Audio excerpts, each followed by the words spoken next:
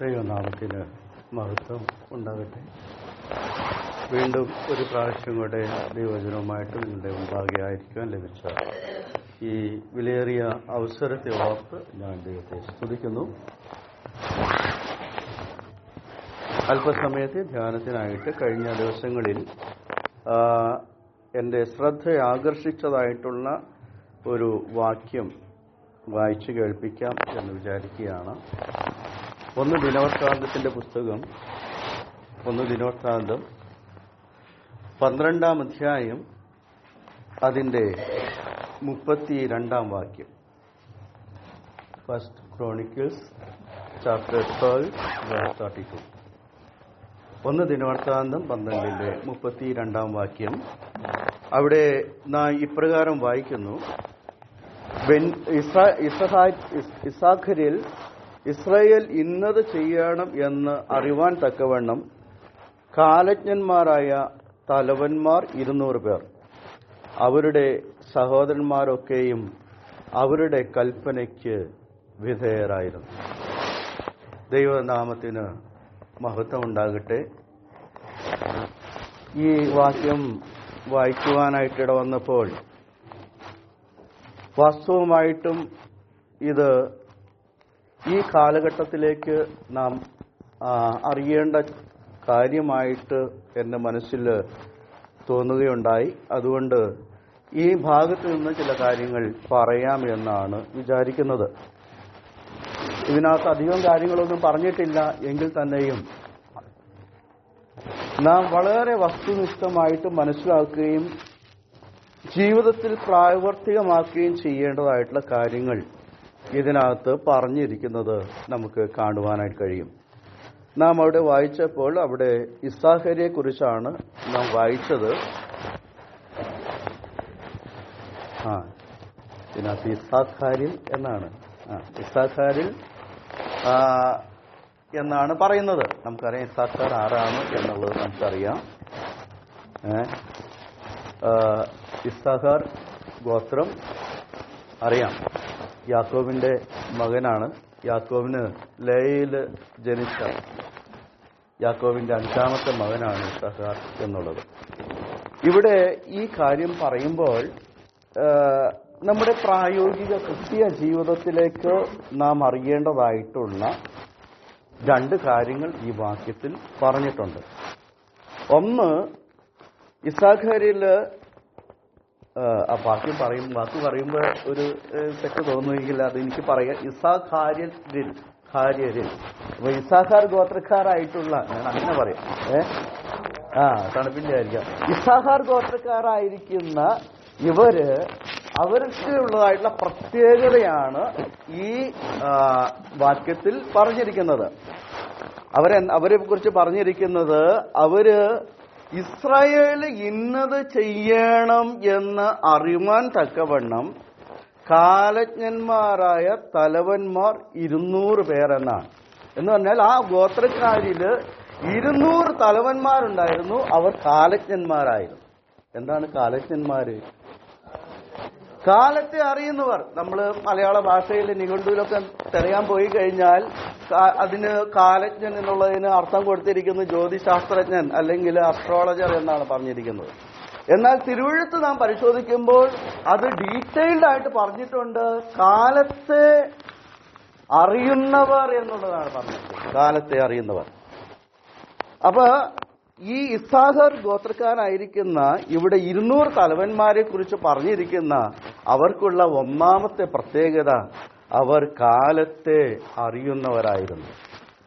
രണ്ടാമത്തെ കാര്യം, അവർ അറിയുന്ന ആ കാര്യം, ആ സത്യം അവരുടെ സഹോദരന്മാർക്ക്, അത് അവരുടേതായിട്ടുള്ള അവർ എടുക്കുന്നതായിട്ടുള്ള കൽപ്പനയ്ക്ക്, അവരുടെ ആ നിർദ്ദേശങ്ങൾക്ക് അവർ വിധേയപ്പെട്ടിരുന്നു എന്നുള്ളതാണ്. ഇത് വളരെ നമ്മുടെ ആത്മീയ ജീവിതത്തിൽ വളരെ ഗൗരവത്തോടെ ചിന്തിക്കേണ്ട കാര്യമാണ്. നാം അതിലേക്ക് വരാം. ഇവിടെ ഈ പറഞ്ഞിരിക്കുന്ന ഈ കാര്യങ്ങളെക്കുറിച്ച് നാം ചിന്തിക്കേണ്ടത് വളരെ ആവശ്യമാണ്. കാലത്തെ നാം അറിയേണ്ടത് വളരെ ആവശ്യമാണ്. വെളിപ്പാട് പുസ്തകം 1-ാം അധ്യായം 3-ാം വാക്യത്തിൽ നാം ഇപ്രകാരം വായിക്കുന്നുണ്ട്: ഈ വചനത്തിലെ ഈ തിരുവചനം വായിച്ച് കേൾക്കുന്നവനും കേൾപ്പിക്കുന്നവരും അതിലെഴുതിയിരിക്കുന്നത് പ്രമാണിക്കുന്നവരും ഭാഗ്യവാന്മാർ എന്ന് പറഞ്ഞിരിക്കുന്ന കാര്യം സമയം അടുത്തിരിക്കുന്നു എന്നാണ്. അപ്പോൾ സമയത്തെ അറിയണമെന്ന് അവിടെ പറഞ്ഞിരിക്കുക. എബ്രായ ലേഖനം 10-ാം അധ്യായത്തില് സഭായോഗങ്ങളെ കുറിച്ച് പറയുന്ന ഒരു കാര്യമുണ്ട്. നാൾ സമീപിക്കുന്നു എന്ന് കാണുന്തോറും എങ്ങനെ ചെയ്യണമെന്നാ പറഞ്ഞത്? അധികമായിട്ട് ചെയ്യണം. അത് ചെയ്യണമെന്നല്ല, അധികമായിട്ട് ചെയ്യണമെന്നാണ് പറഞ്ഞത്. ഇപ്പോൾ കാലത്തിന്റെ വിശേഷതയെക്കുറിച്ച് നാം ഓർക്കുകയായിരുന്നു. ഈ കാലം നമുക്ക് യോഗ്യമായിട്ടുള്ളതല്ല. വളരെ സ്വാതന്ത്ര്യം ഖനിക്കപ്പെട്ടുകൊണ്ടിരിക്കുന്ന ഈ കാലയളവില് നാം ചെയ്യേണ്ടതായിട്ടുള്ള കാര്യങ്ങൾ അധികമായിട്ട് ചെയ്യുവാനായിട്ട് ദൈവം നമ്മിൽ നിന്ന് ആഗ്രഹിക്കുകയാണ്. നാം അത് ചെയ്യുവാൻ ബാധ്യസ്ഥരുമാണ്. അതിന് വിമുഖത കാണിക്കുവാനായിട്ട് ഒരിക്കലും പാടില്ല എന്നുള്ളത് നാം അറിഞ്ഞിരിക്കേണ്ട വിഷയമാണ്. ഈ 12-ാം അധ്യായത്തിൽ നാം വായിക്കുമ്പോൾ ഈ 12-ാം അധ്യായത്തിലെ പ്രധാന വിഷയങ്ങൾ ഞാനൊന്ന് പറയാം എന്ന് വിചാരിക്കുകയാണ്. ഒന്നാമതായിട്ട് നാം ചിന്തിക്കുമ്പോൾ ഈ അധ്യായത്തില് ദാവീദിനെ ദൈവം രാജാവായിട്ട് നിയോഗിക്കുന്ന ആ കാര്യത്തില് ജനം അംഗീകരിക്കുന്ന ഒരു പ്രത്യേകമായ കാര്യത്തെ വെളിപ്പെടുത്തുന്നുണ്ട്. രണ്ടാമതായിട്ട് നാം ചിന്തിക്കേണ്ടത്, അങ്ങനെയുള്ള ആ സാഹചര്യത്തില് അവിടെ ആ ഗോത്രങ്ങളിൽ നിന്നുള്ള പ്രത്യേകമായിട്ടുള്ള ഐക്യത്തെ നമുക്ക് കാണുവാനായി കഴിയും. മൂന്നാമതായിട്ട് നമുക്ക് കാണുവാൻ കഴിയുന്നത്, അങ്ങനെയുള്ള ആ സമയത്ത് ഒരു പ്രത്യേക കൂട്ടത്തെ അതിനായിട്ട് ഒരുക്കുന്നതായിട്ട് നമുക്ക് കാണുവാൻ കഴിയും. അതാണ് നാം ഇപ്പോൾ വായിച്ചത്. ദൈവം ഒരുക്കിയ ഒരു കൂട്ടം ആളുകൾ അവിടെ എഴുന്നേൽക്കുന്നത് നമുക്ക് കാണുവാനായി കഴിയും. കാലം അറിയുന്നവരായിട്ടുള്ള ഒരു കൂട്ടം ആളുകൾ എഴുന്നേറ്റ് വരുന്നതായിട്ട് നമുക്ക് കാണുവാൻ കഴിയും. അങ്ങനെ ഈ നിലയിൽ എല്ലാവിധമായിട്ടുള്ള സഹകരണത്തോടുകൂടെ മുൻപോട്ട് പോകുമ്പോൾ അതിന്റെ അവസാന ഭാഗത്ത്, ഈ അധ്യായത്തിന്റെ അവസാന ഭാഗത്തേക്ക് കടന്നു വരുമ്പോൾ അവിടെ നമുക്ക് കാണുവാനായിട്ട് കഴിയുന്നത് അവിടെ സന്തോഷവും ആനന്ദവും ഒക്കെ ഉള്ളതായിട്ടുള്ള ആഘോഷം ഒക്കെ ഉള്ളതായിട്ട് 38 മുതൽ 40 വരെയുള്ള വാക്യങ്ങൾ വായിക്കുമ്പോൾ നമുക്കതാണ് കാണുവാനായിട്ട് കഴിയുന്നത്. അങ്ങനെ ആ നിലയിൽ നോക്കുമ്പോൾ ഈ അധ്യായം നമുക്ക് ഒരു വിലപ്പെട്ട അധ്യായമായിട്ടും ഈ കാലഘട്ടത്തിലേക്ക് നമുക്ക് ഏറ്റവും അനിവാര്യമായിട്ടുള്ള കാര്യങ്ങൾ പ്രതിപാദിച്ചിരിക്കുന്ന ഒരു അധ്യായമായിട്ടും നമുക്ക് കാണുവാനായിട്ട് കഴിയുക. എന്താണ് ഈ അധ്യായത്തിന്റെ പശ്ചാത്തലം എന്ന് ചിന്തിക്കുമ്പോൾ നാം നോക്കുക, ഇവിടെ 12-ാം അധ്യായത്തിന്റെ 1-ാം വാക്യത്തിൽ വായിക്കുന്നത്, കീശിന്റെ മകനായ ശൗലിന്റെ നിമിത്തം ദാവീദ് ഒളിച്ചു പാർത്തിരുന്നപ്പോൾ സിക്ലാഗിൽ അവന്റെ അടുക്കൽ വന്നവർ അവർ വിശുദ്ധന്മാരുടെ കൂട്ടത്തിൽ അവന് യുദ്ധത്തിൽ തുണ ചെയ്തു എന്നൊക്കെ പറഞ്ഞുകൊണ്ടാണ് അവിടെ പറയുന്നത്. അപ്പോൾ നോക്കുക, ഇതുവരെ ശൗൽ അവിടെ രാജാവാണ്. എന്നാൽ ശൗലിന്റെ കാലം അവിടെ അവസാനിക്കാനായിട്ട് പോകുന്നു. അവിടെ ദാവീദ് രംഗപ്രവേശം ചെയ്യുവാൻ, രാജത്വത്തിലേക്ക് കടന്നു വരുവാനായിട്ട് പോകുന്ന വിശേഷപ്പെട്ട കാര്യത്തെയാണ് നമുക്ക് കാണുവാനായി കഴിയുന്നത്. എന്ന് പറഞ്ഞു കഴിഞ്ഞാൽ ഒരു പരിവർത്തനം നടക്കുന്ന ഒരു ട്രാൻസിഷൻ പീരീഡായിട്ട് നമുക്കതിനെ മനസ്സിലാക്കുവാനായിട്ട് കഴിയും. അങ്ങനെയുള്ള ആ സമയത്ത് ശരിയായിട്ടുള്ള നിലയിൽ കാര്യങ്ങൾ മുന്നോട്ട് കൊണ്ടുപോകുവാനായിട്ട് കാര്യങ്ങളെ അതിൻ്റെതായിട്ടുള്ള നിലയിൽ മനസ്സിലാക്കിയിട്ട് ചെയ്യുന്ന ഒരു കൂട്ടം ആളുകളെയാണ് നാം ഇപ്പോൾ വായിച്ചതായിട്ടുള്ള ഭാഗത്ത് നമുക്ക് കാണുവാനായി കഴിയുന്നത്. അവിടെ ഇസ്സഹാർ ഗോത്രത്തിൽപ്പെട്ടവരായിരിക്കുന്ന 200 പേർ അത് തലവന്മാരായിട്ട് ഉണ്ടായിരുന്നതായിട്ട് നമുക്ക് കാണുവാനായിട്ട് കഴിയുന്നു. ആരാണ് ഇസ്സഹാർ ഗോത്രം? നമുക്കറിയാം. നാം ഓർത്തതുപോലെ ഇസ്സഹാർ യാക്കോബിന്റെ 5-ാമത്തെ മകനാണ്. ലേയിൽ നിന്ന് ജനിച്ച മകനായിട്ട് നമുക്ക് ഉൽപ്പത്തി പുസ്തകം 30-ാം അധ്യായം അതിന്റെ 18-ാം വാക്യത്തിൽ കാണുവാനായിട്ട് കഴിയും. അവിടെ നാം ഇപ്രകാരം വായിക്കുന്നുണ്ട്, അപ്പോൾ ലേയ, 30-ാം അധ്യായം 18-ാം വാക്യം, അപ്പോൾ ലേയ, ഞാൻ എന്റെ ദാസിയെ എന്റെ ഭർത്താവിന് കൊടുത്തത് കൊണ്ട് ദൈവം എനിക്ക് കൂലി തന്നു എന്ന് പറഞ്ഞ് അവന് ഇസ്സാഹാർ എന്ന് പേരിട്ടു എന്നാണ് വായിക്കുന്നത്. അപ്പോൾ ആ നിലയിൽ പ്രത്യേകതയുള്ള ഒരു ഗോത്രമായിട്ട് ഇസ്സാഖാറിനെ നമുക്ക് കാണുവാൻ കഴിയും. നാം വായിച്ച ഭാഗത്തും അവർ പ്രത്യേകതയുള്ളതായിട്ട് നമുക്ക് കാണുവാനായിട്ട് സാധിക്കുന്നു. ഇസ്സാഖാർ എന്ന പേരിന്റെ അർത്ഥം വേതനം, പ്രതിഫലം. അത് ലേയുടെ വാക്കുകളിൽ നിന്ന് നമുക്ക് മനസ്സിലാക്കുവാനായിട്ട് സാധിക്കുന്നു. ദൈവം എനിക്ക് കൂലി തന്നു എന്ന് പറഞ്ഞാണ് അവൻ ഇസ്സാഖാർ എന്ന് പേർ വിളിച്ചത്. പേരിന്റെ അർത്ഥം വേതനം അല്ലെങ്കിൽ പ്രതിഫലം എന്നാണ്.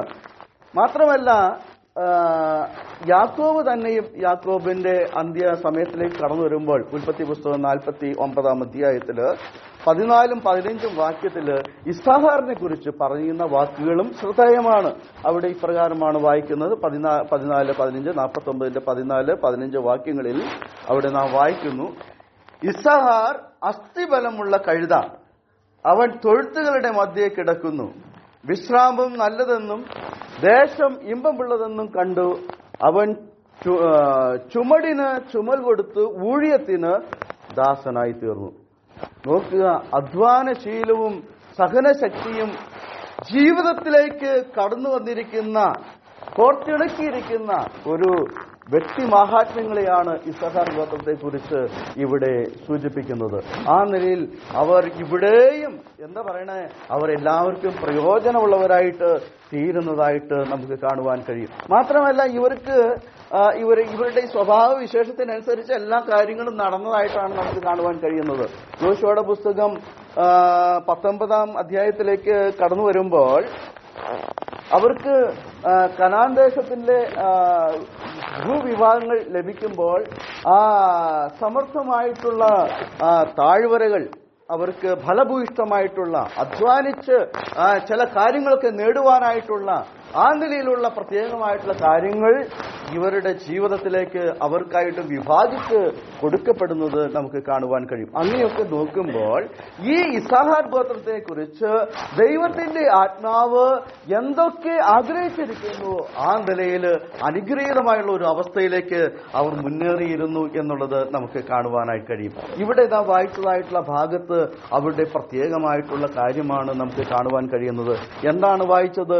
ഇസ്സാഖാരിൽ ഇസ്രായേൽ ഇന്നത് ചെയ്യണമെന്ന് അറിയുവാൻ തക്കവണ്ണം കാലജ്ഞന്മാരായ തലവന്മാർ 200 പേരുണ്ടായിരുന്നു. ഇവരെക്കുറിച്ച് അധികമൊന്നും മറ്റൊന്നും കാണുവാൻ കഴിയുന്നില്ല. എങ്കിലും ഇവരെ പറഞ്ഞിരിക്കുന്നതായിട്ടുള്ള ഈ പ്രത്യേകമായ കാര്യം എത്രയും അഭികാമ്യമായിട്ടുള്ള കാര്യമാണ്. അവർക്ക് ആരാണ് ഈ കാര്യങ്ങൾ പറഞ്ഞു കൊടുക്കുന്നത്? ഇവര് ആർക്കാണ് പറഞ്ഞു കൊടുക്കുന്നത്? ഇസ്രായേലിനാണ് പറഞ്ഞു കൊടുക്കുന്നത്. ഇസ്രായേൽ ആരാണ്? ഇസ്രായേല് ദൈവത്തിന്റെ ജനമായിരിക്കുന്ന, ദൈവത്തിന് സ്വന്തം ജനമായിട്ടിരിക്കുവാൻ ദൈവം തെരഞ്ഞെടുത്ത ജാതിയാണ്. ദൈവത്തിന് പ്രത്യേക സമ്പത്തായിട്ടിരിക്കുവാൻ ദൈവം തെരഞ്ഞെടുത്ത ജാതിയാണ് ആര്? ഇസ്രായേല്. ആ ഇസ്രായേലിന് കാര്യങ്ങളെല്ലാം കാലത്തിന്റെ ഗതിവിഗതികൾക്കനുസരിച്ച് കാര്യങ്ങളെല്ലാം പറഞ്ഞു കൊടുക്കുവാൻ കഴിവുള്ള, അതിൽ നൈപുണ്യമുള്ള ആളുകളായിട്ട് ഇസ്സാഖാരെ കുറിച്ച് ഇവിടെ നമുക്ക് കാണുവാനായിട്ട് കഴിയുകയാണ്. അതവരുടെ പാഠമായിട്ട് നമുക്ക് കാണുവാൻ കഴിയുന്നു. ദൈവജനത്തിന് അതാത് സമയത്ത് ശരിയായ തീരുമാനങ്ങൾ എടുക്കുവാനായിട്ടുള്ള വിവേകം ലഭിക്കുക എന്നുള്ളത് അത് ദൈവം വിലമതിക്കുന്ന കാര്യമാണ്. ഇവിടെ ദൈവത്തിന്റെ ആത്മാവാന്തലയിൽ നമുക്കെല്ലാവർക്കും വേണ്ടി രേഖപ്പെടുത്തി തന്നിരിക്കുകയാണ്. അവർ കാലങ്ങളെ അറിയുന്നവരായിരുന്നു. പ്രിയമുള്ളവരെ, നാം കാലം അറിയുന്നവരാണോ? കാലത്തെ അറിയണം. നമ്മുടെ ഈ ലോകത്തിൽ നാം ജീവിക്കുമ്പോൾ ഈ ലോകത്തിൽ നാം കേൾക്കുന്ന വാർത്തകൾ, നമ്മുടെ കൺമുമ്പിൽ കാണുന്ന കാര്യങ്ങളെല്ലാം കാണുമ്പോൾ നാം ചെയ്യേണ്ടത് എന്താണ്? തിരുവചന പ്രകാരം നാം അതിനെ വിലയിരുത്തുവാനായിട്ട് കഴിയണം. അത് നമുക്ക് തന്നിരിക്കുന്ന ഒരു കഴിവാണ്. അതിനെ നാം യൂട്ടിലൈസ് ചെയ്യുവാനായിട്ട് കഴിയണം. നമുക്കറിയാം, സദൃശവാക്യങ്ങളിൽ ഉറുമ്പ് നോക്കി ബുദ്ധിയെടുക്കാൻ പറഞ്ഞിട്ടുണ്ട്. ഉറുമ്പ് നോക്കി എന്താ ഉറുമ്പ് ചെയ്യുന്നത്? ഉറുമ്പ് ചെയ്യുന്നത് മഴക്കാലം വരുന്നതിന് മുമ്പേ വേനൽക്കാലത്ത് അതിനുള്ള ആഹാരം അത് ശേഖരിച്ചു വയ്ക്കുകയാണ്. അതിനോട് ആരാധന പറഞ്ഞത്? അതിന് കൊടുത്തിരിക്കുന്ന കഴിവാണ് കാലത്തെ മനസ്സിലാക്കുവാനായിട്ടുള്ള കഴിവ്. പ്രിയമുള്ളവരെ, നമുക്കും അത് പറഞ്ഞിട്ടില്ലേ? ഓരോരോ കാര്യങ്ങൾ ഓരോരോ സമയങ്ങളിലും കാലങ്ങൾ മാറുന്നതിനനുസരിച്ച്, കാലങ്ങൾ മുന്നോട്ട് നീങ്ങുന്നതിനനുസരിച്ച് നാം ചെയ്യേണ്ടതായിട്ടുള്ള കാര്യങ്ങളെല്ലാം ചെയ്യുവാൻ ദൈവം നമ്മോട് ആജ്ഞാപിക്കുകയാണ്. നമ്മുടെ വാഴ്ത്തപ്പെട്ട കർത്താവ് അതിന് മാതൃകയാണ്. എന്താണ് പറഞ്ഞത്? തന്റെ ശുശ്രൂഷ ആരംഭിക്കുമ്പോൾ മർക്കോസ് സുവിശേഷം 1-ാം അധ്യായം 15-ാം വാക്യത്തിൽ വളരെ പരിചയമുള്ള വാക്യമാണ്. കാലം തികഞ്ഞു, ദൈവരാജ്യം സമീപിച്ചിരിക്കുന്നു, മാനസാന്തരപ്പെട്ട് സുവിശേഷത്തിൽ വിശ്വസിപ്പീൻ. കാലം തികഞ്ഞിരിക്കുന്ന ഒരു കാലത്തെക്കുറിച്ച് അവിടെ പറഞ്ഞിരിക്കുകയാണ്. എഫെസ്യ ലേഖനത്തിൽ പറയുന്നുണ്ട്, ഇത് ദുഷ്കാലമാകിയാൽ സമയം തക്കത്തിൽ ഉപയോഗിക്കണം. അപ്പോൾ നമ്മുടെ ഉത്തരവാദിത്വം ഇതെല്ലാം വിളിച്ചറിയിക്കുകയാണ്. ഇവിടെ ഇസ്സഹാർ ഗോത്രം അവരിൽ 200 കാലജ്ഞന്മാരുണ്ടായിരുന്നു. അവർ ചെയ്തതെന്താണ്? ആ പരിവർത്തനം നടക്കേണ്ട ആ സമയത്ത് യഥാർത്ഥത്തിൽ ഇനി രാജാവായിട്ട് വരേണ്ടതായിട്ടുള്ള ആ ദാവീദിനെ കുറിച്ച് അതിനെക്കുറിച്ചുള്ള ഗൗരവമേറിയുള്ള കാര്യങ്ങൾ പറയുകയും അത് തങ്ങളുടെ സഹോദരന്മാർക്ക് അതിനോട് ഇംഗീതമുള്ളവരായിട്ട് തീരുകയും ചെയ്യുന്നത് നമുക്ക് കാണുവാൻ കഴിയുന്നു. എത്രയോ അനുഗ്രഹീതമായ കാര്യമാണ്. ഈ കാലജ്ഞന്മാർ നാമമായിരിക്കേണ്ടത് ആവശ്യമാണ്. ജ്യോതിശാസ്ത്രജ്ഞന്മാർ എന്നുള്ള നിലയിൽ ഈ ലോകം പറഞ്ഞിരിക്കുന്നവർ ആകണ്ട, അസ്ട്രോളജറൊന്നും ആകണ്ട. പക്ഷേ തിരുവചനം പറയുന്ന നിലയിലുള്ള സമയം അറിയേണ്ട നിലയിൽ സമയം അറിയുവാനായിട്ട് കഴിയേണ്ടത് വളരെ ആവശ്യമാണ്. ഇവിടെ അവരെ കുറിച്ച് നാം വായിക്കുമ്പോൾ ഈ കാലജ്ഞന്മാർ ഇസ്സഹാർ ഗോത്രക്കാരായിരുന്നു. അവരുടെ വിശേഷത നാം ഓർക്കുകയായിരുന്നു ചെയ്തത്. കാലജ്ഞത എന്താണെന്നറിയാൻ സമയം തിരിച്ചറിയുന്ന ഒരു ബുദ്ധിയെക്കുറിച്ചാണ് നമുക്കത് മനസ്സിലാക്കുവാനായിട്ട് കഴിയുന്നത്. കാലം അറിയുവാനായിട്ട് കഴിയുന്നത് അതെത്രയോ അനുഗ്രഹീതമാണ്. അങ്ങനെ അറിയുമ്പോൾ എന്താണ് ചെയ്യുന്നത്? നമുക്ക് ഏത് സ്റ്റെപ്പാണ് സ്വീകരിക്കേണ്ടത് അത് എടുക്കുവാനായിട്ട് കഴിയും എന്നുള്ളത് നമുക്ക് മനസ്സിലാക്കുവാൻ കഴിയും. മാത്രമല്ല അത് ദൈവികമായിട്ടുള്ള ആലോചനയോട് ചേരുന്ന ഒരു വിവേകമായിട്ടാണ് നമുക്ക് മനസ്സിലാക്കുവാനായി കഴിയും. വെറും ഒരു അറിവായിട്ടല്ല, അത് പ്രയോഗിക്കാനായിട്ട് പറ്റുന്ന ഒരു ജ്ഞാനമായിട്ട് തീരേണ്ടത് വളരെ ആവശ്യമാണ്. സഭാപ്രസംഗങ്ങളുടെ പുസ്തകത്തിൽ വായിക്കുന്നുണ്ടല്ലോ, എല്ലാറ്റിനും ഒരു സമയം ഉണ്ട്. അപ്പോൾ ഈ സമയത്തെക്കുറിച്ച് നാം മനസ്സിലാക്കുവാനായിട്ട് കഴിയേണ്ടത് വളരെ ആവശ്യമാണ്. നാം ഈ ലോകത്തിൽ ജീവിക്കുമ്പോൾ നാം ഇതെല്ലാം മനസ്സിലാക്കുന്നുണ്ടോ? അത് മനസ്സിലാക്കുവാൻ കഴിയേണ്ടത് വളരെ ആവശ്യമാണ്. ഇവിടെ ഈ കാര്യങ്ങൾ പറയുമ്പോൾ ഇവർക്കുള്ളതായിട്ടുള്ള ഈ ഇസ്സഹാർ ഗോത്രക്കാരായ ഇവിടെ കാലജ്ഞന്മാരായിട്ട് 200 പേരെ കുറിച്ച് പറഞ്ഞിരിക്കുന്ന അവരുടെ 3 പ്രധാന സവിശേഷതകൾ നമുക്ക് കാണുവാനായിട്ട് കഴിയുന്നുണ്ട്. ഒന്നാമത്തെ കാര്യം, അവർ കാലത്തെ തിരിച്ചറിഞ്ഞവരാണ്. കാലത്തെ തിരിച്ചറിഞ്ഞു.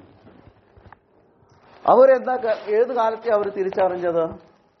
അവർ തിരിച്ചറിഞ്ഞ കാലം ശൗലിന്റെ കാലം ഇവിടെ അവസാനിച്ചു, ഇനി ദാവീദിന്റെ കാലമാണ്. അവർ തിരിച്ചറിഞ്ഞത് അതാണ്. അവർ ആ പഴയ കാര്യങ്ങളിൽ കുടുങ്ങിക്കിടന്നില്ല. അവർ മനസ്സിലാക്കിയതായിട്ടുള്ള കാര്യം അവർ ആ കാലത്തെ തിരിച്ചറിഞ്ഞു എന്നുള്ളതാണ്.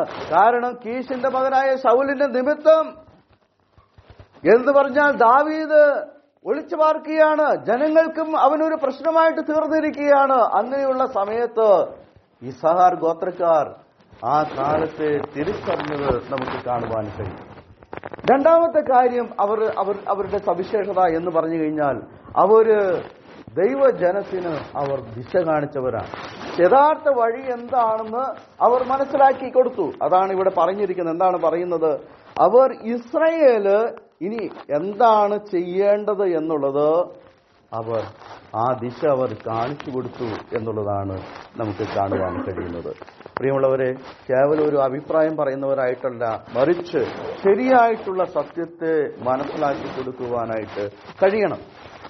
നമ്മിൽ അത് നിക്ഷിപ്തമായിട്ടുള്ള കാര്യമാണ്. അതങ്ങനെ ചെയ്താൽ നല്ലതായിരിക്കുമെന്നല്ല, മറിച്ച് അങ്ങനെ ചെയ്യണമെങ്കിൽ അങ്ങനെ ചെയ്യണമെന്ന് പറയുവാനായിട്ടുള്ള ഒരു ധൈര്യം നാം കാണിക്കേണ്ടത് വളരെ ആവശ്യമാണ്. അത് ദൈവിക നിർദ്ദേശമായിട്ട് എടുത്ത് നാം ചെയ്യേണ്ടത് വളരെ ആവശ്യമാണ്. മൂന്നാമത്തെ ഇവരുടെ സവിശേഷത എന്ന് പറഞ്ഞു കഴിഞ്ഞാൽ ഇവർക്ക് ഒരു നേതൃത്വ സ്വാധീനം ഉണ്ടായിരുന്നു. ഇവർക്ക് പറഞ്ഞു എന്താണ് അവിടെ സംഭവിക്കുന്നത്? അവിടെ സംഭവിച്ചത് രണ്ടാമത്തെ ഭാഗത്ത് പറഞ്ഞിരിക്കുന്നത്, അവരുടെ സഹോദരന്മാരൊക്കെയും അവരുടെ കൽപ്പനയ്ക്ക് വിധേയരായിരുന്നു. പ്രിയമുള്ളവരെ, നാം പറയുന്നത് മറ്റുള്ളവർക്ക് അംഗീകാരയോഗ്യമായിട്ടിരിക്കണം. കാരണം കേൾക്കുന്നവർ അവർ ചിന്തിക്കും, ഇത് വാസ്തവമായിട്ടുള്ള കാര്യമാണോ, ഇതിലെന്തെങ്കിലും സത്യമുണ്ടോ? അതുകൊണ്ട് സത്യമായിട്ടുള്ള കാര്യങ്ങളെ തിരിച്ചറിയുവാൻ കഴിയേണ്ടത് വളരെ ആവശ്യമാണ്. അപ്പോസ്തല പ്രവർത്തികളിൽ ബെരോയയിലുള്ളവരെ കുറിച്ച് പറഞ്ഞിരിക്കുന്നത് അവർ തെസ്സലോനിക്കയിലുള്ളവരെക്കാൾ ഉത്തമന്മാരായിരുന്നു എന്നുള്ളതാണ്. അത് അവർ വചനം കേൾക്കുക മാത്രമല്ല, അത് അങ്ങനെ തന്നെയെന്ന് പരിശോധിച്ചുകൊണ്ടിരുന്നു. പ്രിയമുള്ളവരെ, ഇത് വളരെ ശ്രദ്ധയോടുകൂടെ കരുതിക്കൊള്ളേണ്ടത് വളരെ ആവശ്യമാണ്. ഇസ്രായേൽ ഗോത്രക്കാർ കാലത്തെ അറിയുന്നവരായിരുന്നു. അവർ അത് അറിഞ്ഞു, അവർ അവരുടെ നിർദ്ദേശം കൊടുത്തു. പക്ഷേ അവർ പറഞ്ഞ അവന്റെ സഹോദരന്മാർക്കെല്ലാവർക്കും അതിന് അവർ അംഗീകരിക്കുവാൻ അവർ മനസ്സുള്ളവരായിരുന്നു. അവരുടെ കൽപ്പനയ്ക്ക് അവർ വിധേയപ്പെട്ടിരുന്നു എന്നുള്ളതാണ് ഒരു പ്രായോഗിക സത്യം അതിനകത്തുണ്ട്.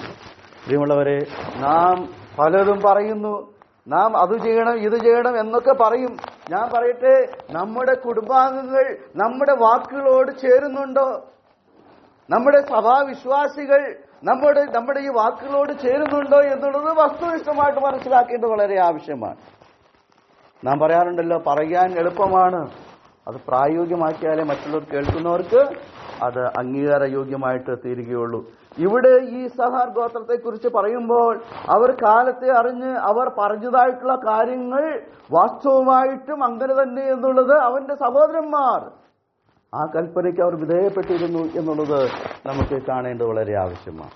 ഇന്നത്തെ കാലഘട്ടത്തേക്ക് വളരെ ആവശ്യമായിട്ടുള്ള ഒരു കാര്യമാണ്. അത് കുടുംബതലത്തിലായാലും സഭാതലത്തിലായാലും നാം ആയിരിക്കുന്ന സമൂഹ തലത്തിലായാലും നാം ഒരുപോലെ വസ്തുനിഷ്ഠമായിട്ട് മനസ്സിലാക്കേണ്ട കാര്യം, നാം പറയുന്ന കാര്യങ്ങൾ മറ്റുള്ളവർക്ക് അംഗീകാരയോഗ്യമായിട്ടുള്ളത് ആ നിലയിൽ ആയിത്തീരുന്നുണ്ടോ എന്നുള്ളത് നാം ഓർക്കേണ്ടത് വളരെ ആവശ്യമാണ്. ഈ നിലയിൽ കാലങ്ങളെ തിരിച്ചറിയേണ്ടത് നമുക്ക് ഇന്ന് വളരെ ആവശ്യമായിട്ടിരിക്കുകയാണ്. ഇന്ന് നാം ഏത് കാലത്തിലാണ് വന്നിരിക്കുന്നത്, അതിന് ഒരു പരിവർത്തനം നടക്കേണ്ട ആവശ്യമുണ്ടോ എന്നുള്ളത് നാം ചിന്തിക്കേണ്ടത് വളരെ ആവശ്യമാണ്.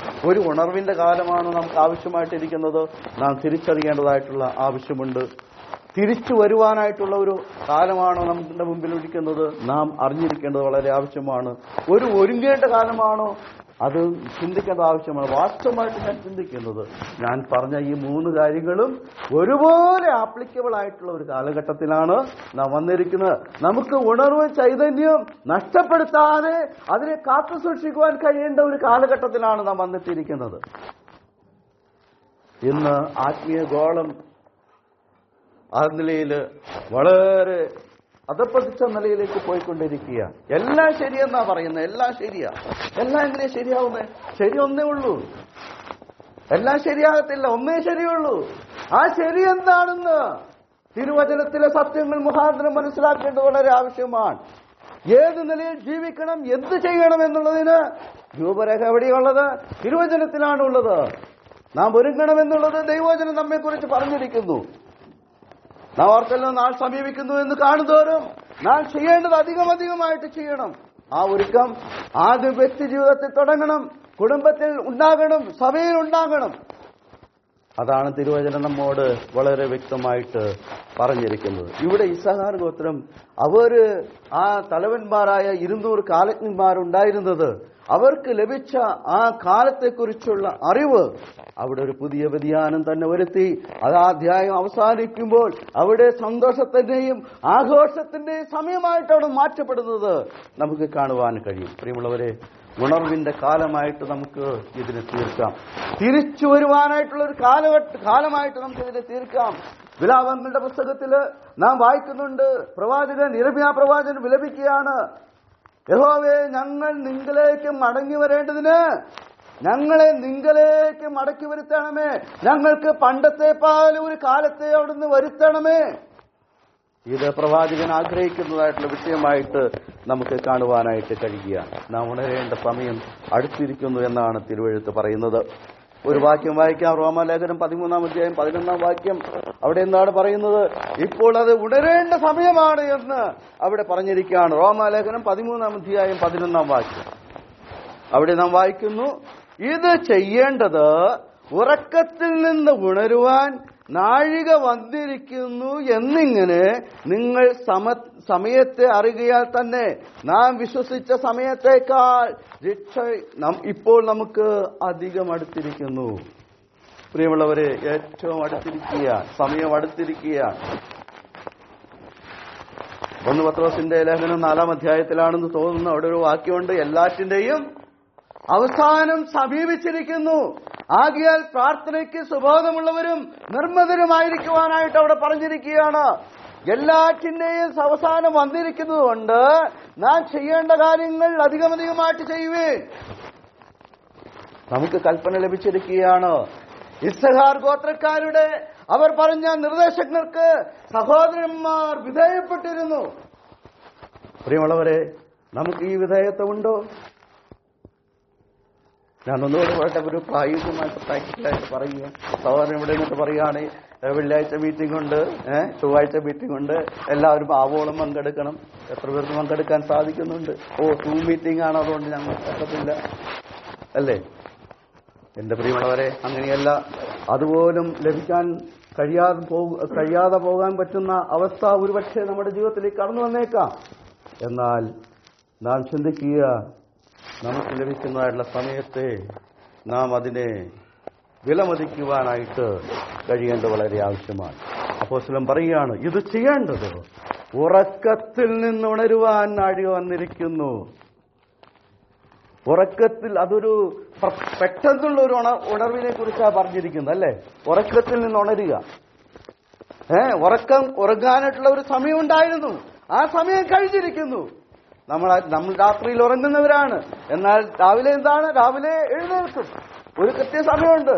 പലർക്കും എഴുന്നേൽക്കാനായിട്ട് പല സമയങ്ങളായിരിക്കും. പക്ഷേ ആ ഒരു സമയത്ത് നാം എഴുന്നേറ്റിരിക്കും. എന്നാൽ അത് കൂടാതെ ഉറങ്ങുന്ന ഒരു അവസ്ഥയെക്കുറിച്ച് തിരുവെഴുത്ത് പറയുന്നുണ്ട്. എഫേസ്യ ലേഖനം 5-ാം അധ്യായത്തിൽ പറയുന്നത്, ആകയാൽ ഉറങ്ങുന്നവനെ ഉണർന്ന് മരിച്ചവരുടെ ഇടയിൽ നിന്ന് എഴുന്നേൽക്ക, എന്നാൽ കർത്താവിന്റെ മേൽ പ്രകാശിക്കും. മരിച്ചവരുടെ ഇടയിൽ കിടന്ന് ആരെങ്കിലും ഉറങ്ങുമോ? ഇല്ല. പിന്നെ ആരാ മരിച്ചവര്? ഈ ലോകക്കാരായിരിക്കുന്ന ആളുകൾ, ദൈവത്തെ അറിയാതെ ഈ ലോകത്തിന്റെ വഴികളിൽ ജീവിക്കുന്ന അവരുടെ മധ്യത്തിൽ നാം ഉറങ്ങുവാനായിട്ട് പാടില്ല എന്നുള്ള സത്യം ദൈവത്തിന്റെ ആത്മാവ് പറയുകയാണ്. ഇവിടെ പറയുകയാണ്, ഇത് ചെയ്യേണ്ടത് ഉറക്കത്തിൽ നിന്ന് ഉണരുവാൻ നാഴിക വന്നിരിക്കുന്നു എന്നിങ്ങനെ നിങ്ങൾ സമയത്തെ അറിയുകയാൽ തന്നെ. നാം സമയത്തെ അറിയുന്നവരാണ്, പക്ഷെ അറിഞ്ഞിട്ടും അറിയാത്തവരെ പോലെ നടിക്കുകയാണ്. ദൈവവചനം അറിഞ്ഞിട്ടും അറിയാത്തവരെ പോലെ ജീവിക്കുകയാണ്. യെരമ്യാ പ്രവാചകത്തിനൊരു വാക്യമുണ്ട്, ആകാശത്തിലെ പെരുഞ്ഞാറയും ആ കൊക്കും മീവൽ പക്ഷിയെല്ലാം തന്റെ കാലം അറിയുന്നു, പക്ഷേ ദൈവമക്കൾ അറിയുന്നില്ല, എന്റെ ജനം അറിയുന്നില്ല. എനിക്ക് സ്വന്തം ജനമായിട്ടിരിക്കണമെന്നും എനിക്ക് പ്രത്യേക സമ്പത്തായിരിക്കണമെന്നും പറഞ്ഞ് തെരഞ്ഞെടുത്ത ജാതി ദൈവത്തെ അറിയുന്നില്ല, അവരുടെ കാലത്തെ അവർ മനസ്സിലാക്കുന്നില്ല. പ്രിയമുള്ളവരെ, വളരെ ഗൗരവത്തോടെ ചിന്തിക്കുക. ഇവിടെ ഈ ഇസ്സഹാർ ഗോത്രക്കാർ അവർ കാലത്തെ അറിയുന്നവരായിരുന്നു എന്ന് മാത്രമല്ല, വിശേഷപ്പെട്ട ഗുണം അവരുടെ സഹോദരന്മാർ അവരുടെ ആ നിർദ്ദേശങ്ങൾക്ക് വിധേയപ്പെട്ടിരുന്നു. പ്രിയമുള്ളവരെ, നാം പറയുന്നത് നമ്മുടെ സമശിഷ്ടകൾക്ക്, നമ്മുടെ കുടുംബാംഗങ്ങൾക്ക് അംഗീകരിക്കുവാൻ കഴിയുന്നുണ്ടോ? എന്തുകൊണ്ടാണ് കഴിയാത്തത്? ഈ ലോകത്തിന്റെ ഈ കൺമുമ്പിൽ കാണുന്ന പല കാര്യങ്ങളും അവരെ മയക്കിയിരിക്കുകയാണ്. എന്നാൽ ഇതിൽ നിന്നൊരു വിടുതൽ വരേണ്ടതായിട്ടുള്ള ഒരു സമയം സമാഗതമായിട്ടിരിക്കുകയാണ്. ഇതിൽ നിന്ന് നമുക്ക് പ്രായോഗികമായിട്ടുള്ള ചില സത്യങ്ങൾ നമുക്ക് മനസ്സിലാക്കുവാൻ കഴിയേണ്ടത് വളരെ ആവശ്യമാണ്. നമുക്ക് എന്താണ് ആവശ്യം?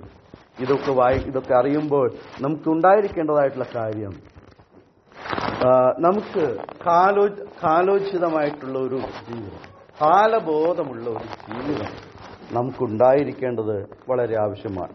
ദൈവം ചെയ്യുന്ന പ്രവർത്തനം ഏത് സമയത്താണെന്ന് തിരിച്ചറിയുന്നുള്ള ഒരു കാലബോധമുള്ള ഓരോ ജീവിതം ഓരോ വിശ്വാസിക്കും ഉണ്ടായിരിക്കേണ്ടത് വളരെ ആവശ്യമാണ്. നാം ഓർത്തതെങ്കിലും ആ വാക്യം ഒന്ന് എടുത്ത് വായിക്കാം. എഫേസ്യ ലേഖനം 5-ാം അധ്യായം അതിന്റെ 16-ാം വാക്യം എന്താണ് പറയുന്നത്?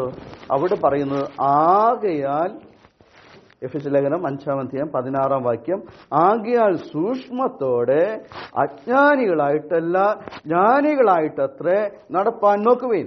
ഇത് ദുഷ്കാലമാകിയാൽ സമയം തക്കത്തിൽ ഉപയോഗിച്ചുകൊള്ളുവിൻ. ആദിമ നൂറ്റാണ്ടുകളിൽ അപ്പോസ്തലൻ പറയുകയാണ്, ഇത് ദുഷ്കാലമാണ്. ഇന്നത്തെ കാലം നമ്മുടെ എന്താണ്? ഇന്നത്തെ കാലം ദുഷ്കാലമാണ്. നല്ലതെന്തെന്നും തെറ്റെന്തെന്നും തിരിച്ചറിയുവാൻ കഴിയാത്ത ഓരോരോ കാര്യങ്ങളാണ് ഓരോരോ തലങ്ങളിലും നമുക്ക് കാണുവാൻ കഴിയുന്നത്. വളരെ സൂക്ഷ്മത്തോടെ ജീവിക്കേണ്ടുന്ന ഒരു കാലഘട്ടത്തിലാണ് നാം വന്നെത്തിയിരിക്കുന്നത്. കാണുമ്പോൾ നല്ലതെന്ന് തോന്നും, പക്ഷേ അത് നല്ലതെന്നുള്ളത് തിരുവചനപ്രകാരം വിലയിരുത്തുവാൻ കഴിയേണ്ടത് വളരെ ആവശ്യമാണ്. ഇവിടെ പറയുകയാണ്, ആകിയാൽ സൂക്ഷ്മത്തോടെ അജ്ഞാനികളായിട്ടല്ല ജ്ഞാനികളായിട്ട് ജീവിപ്പാൻ നടപ്പാൻ നോക്കുവേൻ. പ്രിയമുള്ളവരെ, നോക്കുവേൻ എന്ന് പറയുമ്പോൾ ഒരു ശ്രമകരമായിട്ടുള്ള കാര്യത്തെയാണ് അവിടെ പറഞ്ഞിരിക്കുന്നത്. ഇവിടെ ഭക്തിയോടെ ജീവിക്കുന്നവർക്ക് ഇവിടെ കഷ്ടമുണ്ട്, ഉപദ്രവമുണ്ട് എന്നാണ് പറയുന്നത്.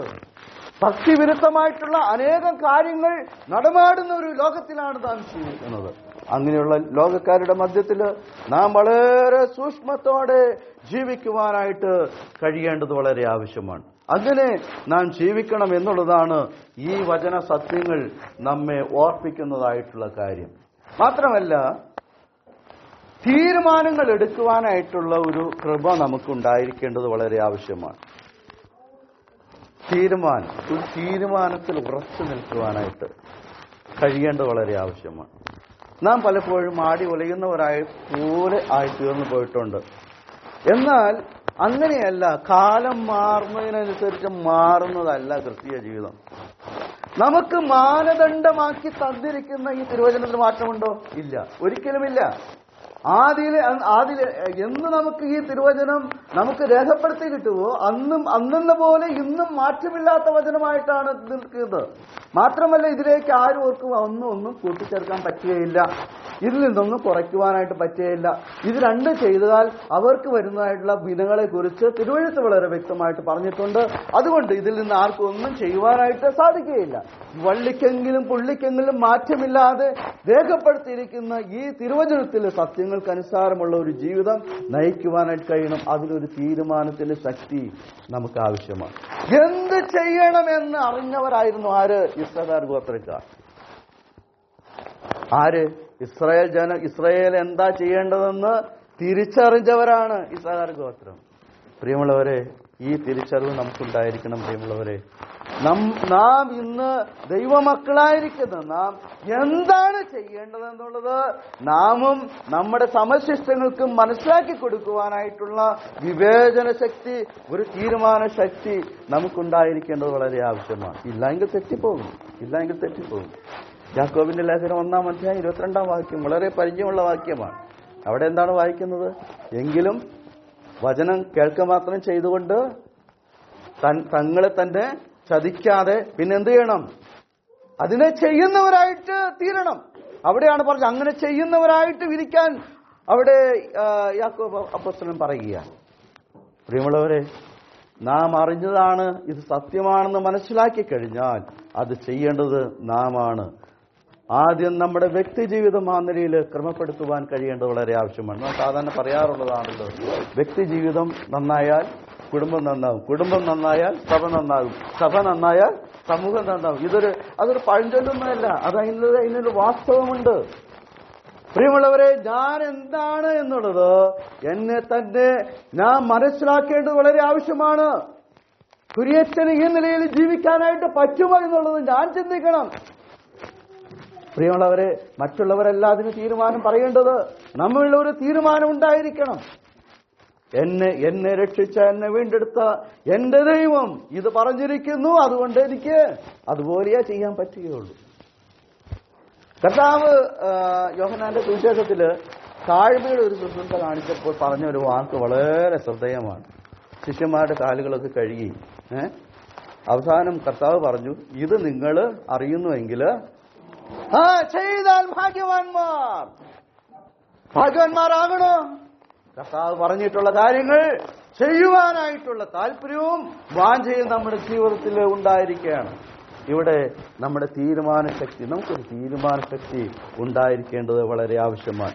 അതുപോലെ തന്നെ ഉണ്ടായിരിക്കേണ്ട മറ്റൊരു കാര്യമാണ് വചനപരമായിട്ടുള്ള വിവേകം നമുക്കുണ്ടായിരിക്കണം. ഇസ്രായേൽ ഗോത്രത്തിന്റെ അവരുടെ തീരുമാനവും അവർ മനസ്സിലാക്കിയതും തിരുവചനത്തിലെ സത്യങ്ങൾക്ക് അനുസാരമായിട്ടു എന്നുള്ളതായിരുന്നു നമുക്ക് മനസ്സിലാക്കുവാൻ കഴിയുന്നു. അങ്ങനെയെങ്കിൽ പ്രായോഗികമായിട്ടുള്ള നമ്മുടെ ജീവിതത്തിൽ നാം കാണുന്ന വാർത്തകൾക്ക് മുമ്പിൽ ലോകത്തിന്റെ ഗതിവിഗതികൾക്ക് കാണുമ്പോൾ നാം മനസ്സിലാക്കേണ്ടത് നാം അതിനെ തിരുവചനം കൊണ്ട് വിലയിരുത്തുവാൻ കഴിയേണ്ടത് വളരെ ആവശ്യമാണ്. മറ്റൊരു കാര്യം, ഒരു നേതൃത്വത്തെ തിരിച്ചറിവാണ് ഉണ്ടായിരിക്കേണ്ടത്. ഇവിടെ ഇസ്സാഖാർ ഗോത്രം അവർ തിരിച്ചറിഞ്ഞതായിട്ടുള്ള ഒരു കാര്യമുണ്ട്. ദൈവം അഭിഷേകം ചെയ്തതായിട്ടുള്ള ദാവീദിന്റെ നേതൃത്വത്തെ അവർ തിരിച്ചറിഞ്ഞു. ഇന്ന് അനേക സ്ഥലങ്ങളിൽ, വിശേഷാൽ ആത്മീക മണ്ഡലങ്ങളിൽ, മറ്റുള്ളവർക്ക് പോകട്ടെ, ആത്മീയ മണ്ഡലങ്ങളുടെ കാര്യം നമുക്ക് വിഷയമാക്കാം. പല പരാജയങ്ങൾക്കും കാരണം അവർ നേതൃത്വത്തെ തിരിച്ചറിയുന്നില്ല എന്നുള്ളതാണ്. നേതൃത്വങ്ങൾ പറയുന്നതായിട്ടുള്ള വാക്കുകളെ വില കൽപ്പിക്കുവാനായിട്ട് കഴിയാതെ പോകുന്നു എന്നുള്ളതാണ്. പ്രിയമുള്ളവരെ, അത് വളരെ ഗൗരവത്തോടെ ചിന്തിക്കേണ്ടത് വളരെ ആവശ്യമാണ്. ദൈവം അധികാരങ്ങളെ സ്ഥാപിക്കുന്നത് ആരാണ്? ദൈവമാണ്. രാജ്യത്വത്തെ സ്ഥാപിക്കുന്നത് ആരാണ്? ദൈവമാണ്. നമുക്കറിയാം, ഒരു രാജ്യത്തിലെ ഭരണാധികാരികൾ ഉണ്ടെങ്കിൽ ഈ ലോകത്ത് കാണുന്ന എല്ലാ ഭരണാധികാരികളെയും, എല്ലാ അധികാരികളെയും അത് മേലിൽ നിന്നുള്ള അറിവോടെ നടന്നിട്ടുള്ളതാണ്, ദൈവം സ്ഥാപിച്ചിട്ടുള്ളതാണ്. നമ്മളാണ് അവരെ പാർട്ടിയുടേതനുസരിച്ച് നാം ഓരോരവരെ കാണുന്നത്.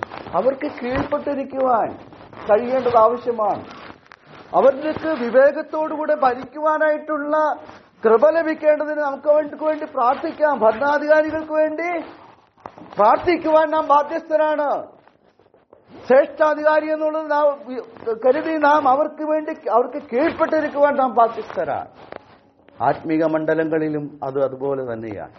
നമ്മെ നടത്തുവാനായിട്ട്, നമുക്ക് ആലോചന പറഞ്ഞു തരുവാനായിട്ട് തന്നിരിക്കുന്നവരെ മനസ്സിലാക്കുവാൻ കഴിയേണ്ടത് വളരെ ആവശ്യമാണ്. അവരെ ബഹുമാനിക്കാൻ കഴിയണം. വളരെ പരിചയമുള്ള വാക്യമാണ്. എബ്രായർ 13-ാം അധ്യായം 17-ാം വാക്യമുണ്ട്. അവിടെ നാം മിക്കവാറും കേട്ടിട്ടുള്ള വാക്യമാണ്. വായിച്ചു കേൾപ്പിക്കാം. അവിടെ വായിക്കുന്നത് എബ്രായർ 13:17, നിങ്ങളെ നടത്തുന്നവരെ അനുസരിച്ച് കീഴടങ്ങിയിരിപ്പേൻ, അവർ കണക്ക് ബോധിപ്പിക്കേണ്ടുന്നവരാകിയാൽ നിങ്ങളുടെ ആത്മാക്കൾക്ക് വേണ്ടി ജാഗരിച്ചിരിക്കുന്നു. ഇതവർ ഞരങ്ങിക്കൊണ്ടല്ല, സന്തോഷത്തോടെ ചെയ്യുവാൻ ഇടവരുത്തുവിൻ, അല്ലാഞ്ഞാൽ നിങ്ങൾക്ക് നന്നല്ല. പ്രിയമുള്ളവരെ, ഇന്ന് അനേക ആത്മീയ മണ്ഡലങ്ങളിലും ഞാൻ ഈ അടുത്തിടെ ഒരു സ്ഥലത്ത് ചെന്നപ്പോൾ അവിടെ കണ്ടത്, അവിടെ സഹോദരിമാർ ചോദ്യം ചെയ്യുകയാണ്, ആ സഹോദരൻ എന്താണ് ഇവിടെ വന്ന് പ്രസംഗിക്കാൻ യോഗ്യത? കഴിഞ്ഞ പ്രാവശ്യം നാട്ടിൽ ചെന്നപ്പോൾ ഞാൻ കേട്ടതാണ്. സഹോദരിമാർ വരെ പറയാൻ തുടങ്ങി. അടുത്ത് നടക്കുന്ന ഒരു കൺവെൻഷനാണ്, ഒരു അറിയപ്പെടുന്ന ഒരു സുവിശേഷകനെ വിളിച്ച് അവിടെ പ്രസംഗിക്കുവാനായിട്ട് ഏർപ്പെടുത്തിയിരിക്കുകയാണ്. സഹോദരി പറയുക, ഈ ആളുടെ ജീവിതം ഇതാണ്, ഇയാൾക്കൊക്കെ എന്താണ് ഇവിടെ വന്ന് പ്രസംഗിക്കാൻ യോഗ്യത? എന്ത് വായിക്കൊള്ളട്ടെ, കുറവുകളുണ്ടായിരിക്കാം, പോരായ്മകളുണ്ടായിരിക്കാം, പക്ഷേ നമ്മെ ഏൽപ്പിക്കാത്ത ഒരു വേലയും നാം ചെയ്യുവാൻ പാടില്ല. ഞാനൊരു കാര്യം ചെയ്യുമ്പോൾ 10 പ്രാവശ്യം ചിന്തിക്കുക, എനിക്കത് ചെയ്യുവാനായിട്ടുള്ള അധികാരം ദൈവം തന്നിട്ടുണ്ട്. പ്രിയമുള്ളവരെ, വളരെ ഗൗരവത്തോടെ ചിന്തിക്കുക.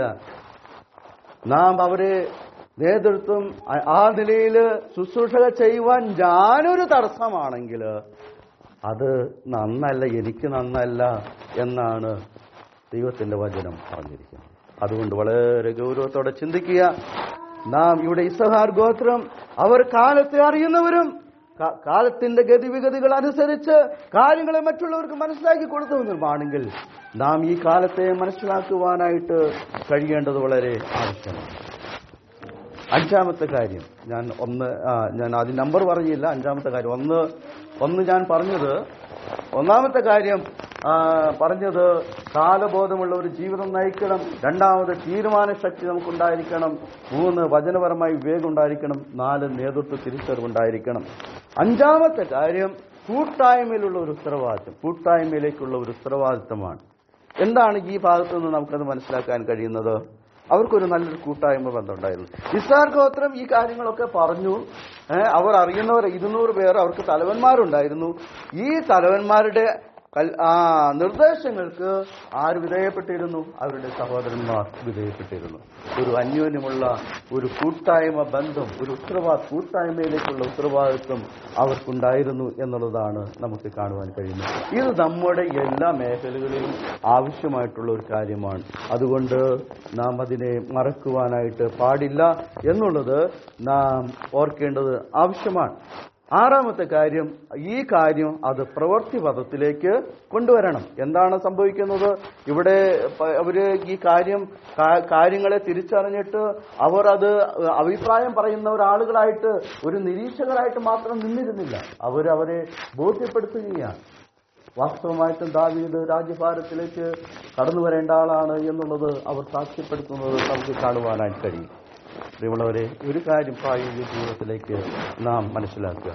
നാം അറിയുന്നത് അത് പ്രായോഗികമായിട്ടുള്ള അവസ്ഥയിലേക്ക് കൊണ്ടുവരേണ്ടത് നമ്മുടെ കാര്യമാണ്. ഈ 200 കാലജ്ഞന്മാര് അതറിഞ്ഞപ്പോൾ അവരെന്താ ചെയ്തത്? അവരുടെ സഹോദരന്മാരോട് അവർ പറഞ്ഞു. അതല്ലേ അവർ കൽപ്പനയ്ക്ക് വിധേയപ്പെട്ടിരുന്നു എന്ന് പറയുന്നത്. ആ സഹോദരന്മാർ, ഈ 200 തലവന്മാര് തങ്ങളുടെ സഹോദരന്മാരെ അതറിയിച്ചു. പ്രിയമുള്ളവരെ, ഇത് വളരെ ഗൗരവത്തോടെ ചിന്തിക്കുക. നമ്മുടെ അറിവ് നാം മറ്റുള്ളവരിലേക്ക് പകർന്നു കൊടുക്കുവാൻ കഴിയണം. നാം പറഞ്ഞു കേട്ടിട്ടുണ്ടല്ലോ, നമ്മുടെ അറിവ് ഒരിക്കലും ഈ പോക്കറ്റിൽ വെക്കാനായിട്ടുള്ളതല്ല. നമ്മുടെ അറിവ് മറ്റുള്ളവരിലേക്ക് പകർന്നു കൊടുക്കുക എന്നുള്ളതാണ് ദൈവം ആഗ്രഹിക്കുന്നത്. ഇവിടെ വലിയവനായിരിക്കുന്ന ദൈവം ഇവർക്ക് ആ കാലത്തെ തിരിച്ചറിയുവാനായിട്ടുള്ള ആ കൃപ നൽകി. അവർ ശരിയായ തീരുമാനമെടുത്തു. അതുപോലെ അവർ തങ്ങളുടെ സഹോദരങ്ങളെ അത് അറിയിക്കുന്നതായിട്ടും നമുക്ക് കാണുവാൻ കഴിയും. ഈ കാലത്തും നമുക്കിത് വളരെ ആവശ്യമാണ്. നാം അറിഞ്ഞിട്ടുള്ളത് തെറ്റ് കണ്ട തെറ്റാണെന്ന് പറയണം. ചിലപ്പോൾ നാം മിണ്ടില്ല. കാരണം എന്താ? ഇലയ്ക്കും മുള്ളിനും കേടുവരരുത്. പറയണം എന്നുള്ളതാണ് തിരുവെഴുത്ത് പറഞ്ഞിരിക്കുന്നത്. അതുകൊണ്ട് ഈ കാലഘട്ടത്തിൽ നാം മനസ്സിലാക്കുക, വളരെ പ്രാർത്ഥനാപൂർവം കാലത്തെ തിരിച്ചറിയുവാനായിട്ട് നമുക്ക് കഴിയേണ്ടത് വളരെ ആവശ്യമാണ്. ദൈവവചനത്തിലൂടെ നമുക്ക് അടുത്ത വഴി, നമുക്ക് ഏത് വഴിയിലൂടെ പോകണമെന്നുള്ള ആ ദിശയെ നമുക്ക് കാണിക്കുന്ന തിരുവചനത്തിലൂടെയാണ്. അതുപോലെ ദൈവാത്മാവിന്റെ ശബ്ദത്തിന് നാം കീഴടങ്ങുവാൻ കഴിയേണ്ടത് വളരെ ആവശ്യമാണ്. ദൈവം വലിയ എണ്ണത്തെയല്ല മാനിക്കുന്നത്. ഇവിടെ എത്ര പേരുണ്ടായിരുന്നു? 200 പേരെ അവിടെ ഉണ്ടായിരുന്നത്. ആ 200 പേര് അവരുടെ വാക്കുകൾ സഹോദരങ്ങൾക്ക് അത് സ്വീകാര്യയോഗ്യമായിരുന്നു. കാലം തിരിച്ചറിയുന്ന ഹൃദയങ്ങളെ ഇന്ന് ദൈവം അന്വേഷിച്ചുകൊണ്ടിരിക്കുകയാണ്. അതുകൊണ്ട് പ്രിയമുള്ളവരെ, നമ്മുടെ ജീവിതത്തിലേക്ക് നാം ഒന്ന് കണ്ണോടിക്കേണ്ടത് വളരെ ആവശ്യമാണ്. ഈ കാലത്തിൽ നമുക്കറിയാം, ഇതുപോലെയുള്ള 200 കാലജ്ഞന്മാര് കാലത്തെ അറിയുന്നവരായിട്ടുള്ള ഇസ്സാഖാർ ഗോത്രത്തിലുണ്ടായിരുന്നെങ്കിൽ നമ്മുടെ മധ്യത്തിലും അതുണ്ടായിരിക്കേണ്ടത് വളരെ ആവശ്യമാണ്. നാം കാലത്തെ അറിയാത്തതുകൊണ്ടാണ് നാം ഉറങ്ങുന്നത്. അല്ലെങ്കിൽ നാം കേട്ടതുപോലെ എത്രയോ പേർക്ക് സാവകാശങ്ങളൊക്കെ ഹനീകരിക്കപ്പെടുന്നു. എന്തുകൊണ്ട്? നാം സമയത്തെ വെറും തുച്ഛമായിട്ട് കാണുന്നു. പക്ഷേ നാം ചിന്തിക്കേണ്ടത് നമുക്ക് ലഭിക്കുന്നതായിട്ടുള്ള സമയം പ്രയോജനമാക്കി തീർക്കുവാൻ കഴിയേണ്ടത് വളരെ ആവശ്യമാണ്. നാം ഓർത്തതെങ്കിലും ഒരു വാക്യമുണ്ട്, യിരെമ്യാ പ്രവചനം 8-ാം വാക്യം നാം ഓർത്തതാണ്. ആകാശത്തിലെ പെരുഞ്ഞാറ് തന്റെ കാലം അറിയുന്നു, കുറുപ്രാവും മീവൽപക്ഷിയും കൊക്കും മടങ്ങി വരുവാനുള്ള സമയം അനുസരിക്കുന്നു. എന്റെ ജനമോ യഹോവയുടെ ന്യായം അറിയുന്നില്ല.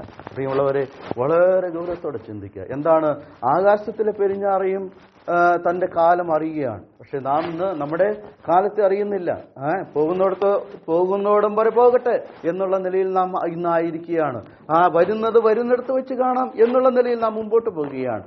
എന്നാൽ നമ്മെ ഏൽപ്പിച്ചതായിട്ടുള്ള കാര്യങ്ങളിൽ നാം എത്രമാത്രം ഉത്തരവാദിത്തമുള്ളവരാണ് എന്ന് നാം ഓർക്കുക. കുറുപ്രാവും മീവൽപക്ഷിയും മടങ്ങി വരുവാനായിട്ടുള്ള സമയം അത് മനസ്സിലാക്കി അനുസരിക്കുകയാണ്. പ്രിയമുള്ളവരെ, നമുക്കൊരു മടങ്ങിവരവിന്റെ ആവശ്യത്തെ നാം തിരിച്ചറിയുന്നുണ്ടോ? തീർച്ചയായിട്ടും ഉണ്ട്. പ്രിയമുള്ളവരെ, നമുക്കൊരു മടങ്ങിവരവിന്റെ ആവശ്യമുണ്ട്. പക്ഷേ നാം അത് തിരിച്ചറിയുന്നില്ല എന്നുള്ളതാണ് തിരിച്ചറിയുന്നില്ല എന്നുള്ളതാണ് നാം മനസ്സിലാക്കേണ്ടത്. എന്റെ ജനം ദൈവത്തിന്റെ ന്യായം അറിയുന്നില്ല എന്ന് അവിടെ പറയുക. പ്രിയമുള്ളവരെ, നാം ദൈവത്തിന്റെ ന്യായങ്ങളെക്കുറിച്ച് മനസ്സിലാക്കേണ്ടത് വളരെ ആവശ്യമാണ്. ദൈവികമായിട്ടുള്ള സത്യങ്ങളെ മനസ്സിലാക്കുവാൻ കഴിയേണ്ടത് വളരെ ആവശ്യമാണ്. ഇസ്സഹാർ ഗോത്രം അവരെക്കുറിച്ച് പറഞ്ഞിട്ടുള്ള കാര്യങ്ങൾക്കനുസരിച്ച് അവരുടെ ജീവിതം എത്രയോ പ്രത്യേകതയുള്ളതായിരുന്നു. അവർ ആ കാലത്തെ അറിഞ്ഞു. അവർ അധ്വാനശീലരും സഹനശക്തിയുള്ളവരായിരുന്നു. അവർ അതുപോലെ തന്നെ ആയിരുന്നു. ഈ ഭാഗത്ത് വരുമ്പോൾ അവർക്കുള്ള ഒരു പ്രത്യേകത നാം കാണുകയുണ്ടായി. അവർ കാലത്തെ അറിഞ്ഞു, കാലത്തിന് അനുസരിച്ച് ചെയ്യേണ്ടതായിട്ടുള്ള കാര്യങ്ങൾ, കൊടുക്കേണ്ട നിർദ്ദേശങ്ങൾ കൊടുത്തതായിട്ട് നമുക്ക് കാണുവാനായിട്ട് കഴിയും. പ്രിയമുള്ളവരെ, നാം വളരെ ഗൗരവത്തോടെ ചിന്തിക്കുക. നാം കാലത്തെ മനസ്സിലാക്കുന്നവരാണോ? നമുക്കിനി എത്ര കാലമുണ്ട് ഒന്നും അറിയില്ല. നമ്മുടെ അടുത്ത നിമിഷത്തെക്കുറിച്ച് നമുക്കറിയില്ല. തിരുവെഴുത്ത് പറഞ്ഞിരിക്കുന്നത് 7, 10 ഏറെയായാൽ 80 മാത്രം. ഒന്ന് നോക്കി, 80 വയസ്സ് വെച്ച് ചിന്തിക്കുക. 80 വയസ്സ് നമുക്കൊന്ന് വിചാരിക്കുക.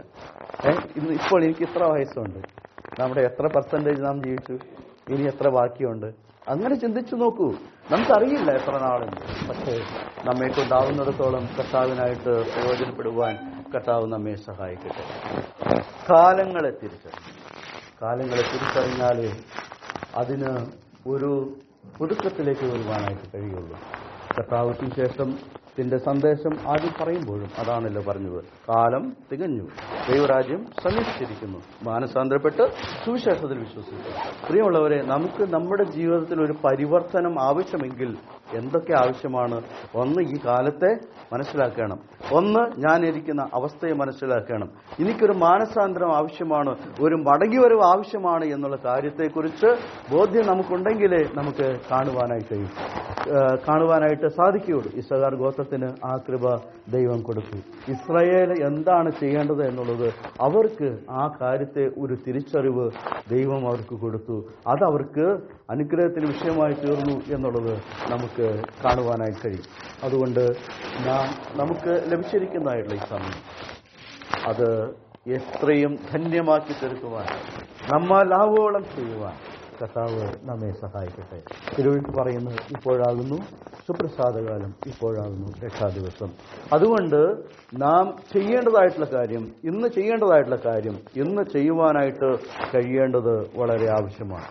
രക്ഷയോടുള്ള ബന്ധത്തിൽ പറയുമ്പോൾ നാം മനസ്സിലാക്കുന്ന യേശുവിനെ നമ്മുടെ ജീവിതത്തിൽ കർത്താവും രക്ഷിതാവുമായിട്ട് സ്വീകരിക്കുന്നു. യേശുവിനെ കർത്താവ് എന്ന് വായിക്കൊണ്ട് ഏറ്റു പറയും. ദൈവം അവനെ മരിച്ചവരുടെ ഇടയിൽ നിന്ന് ഉയർത്തെഴുന്നേൽപ്പിച്ചു എന്ന് ഹൃദയം കൊണ്ട് വിശ്വസിക്കുകയും ചെയ്യണം എന്നാണ് അവിടെ പറഞ്ഞിരിക്കുന്നത്. ആ നിലയിൽ ഒരു കർത്താവിനെ നമ്മുടെ ഉള്ളത്തിൽ സ്വീകരിച്ചവരായിരിക്കുന്നതെന്നാണ്. നമ്മുടെ കർത്താവിന്റെ കൽപ്പനകൾക്കനുസരിച്ച് വിധേയപ്പെട്ടുകൊണ്ട് ജീവിക്കുവാനായിട്ട് കഴിയേണ്ടത് വളരെ ആവശ്യമാണ്.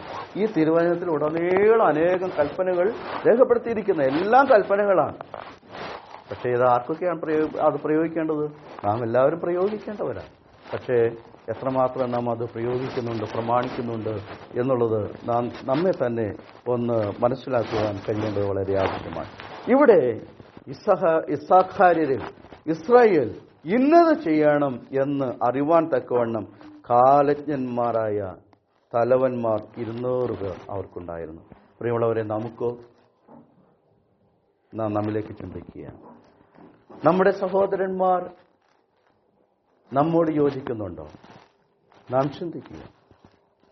എൻ്റെ വാക്കുകൾ, എൻ്റെ നടപ്പുകൾ, എൻ്റെ പ്രവൃത്തികൾ ദൈവഹിതത്തിന് വിധേയപ്പെട്ടതായിരിക്കാൻ കർത്താവ് നമ്മെ സഹായിക്കട്ടെ. വളരെ പരിചയമുള്ള വാക്യമാണല്ലോ റോമാലേഖനം 12-ാം അധ്യായം 1-2 വാക്യങ്ങൾ. അവിടെ വായിക്കുന്നുണ്ട്, ഈ ലോകത്തിന് അനുരൂപമാകാതെ നന്മയും പ്രസാദവും പൂർണ്ണതയുമുള്ള ദൈവഹിതം ഇന്നതെന്ന് തിരിച്ചറിഞ്ഞ് മനസ്സ് പുതുക്കി രൂപാന്തരപ്പെടുവേൻ. പ്രിയമുള്ളവരെ, ഇന്ന് നാം ഏത് കാലഘട്ടത്തിലാണ് വന്നിരിക്കുന്നത്? നമുക്ക് എന്തിൻ്റെയാണ് ആവശ്യം? ഉണർവിന്റെ ആവശ്യമുണ്ടോ? മടങ്ങിയവരിന്റെ ആവശ്യമുണ്ടോ? ഒരുക്കത്തിന്റെ ആവശ്യമുണ്ടോ? ഞാൻ പറയുന്നു, ഇത് മൂന്നും നമുക്ക് ആവശ്യമാണ്. അതുകൊണ്ട് നമുക്ക് ഉണർന്നിരിക്കാം, നമുക്ക് ഒരുങ്ങിയിരിക്കാം, നമുക്ക് മടങ്ങി വരാം.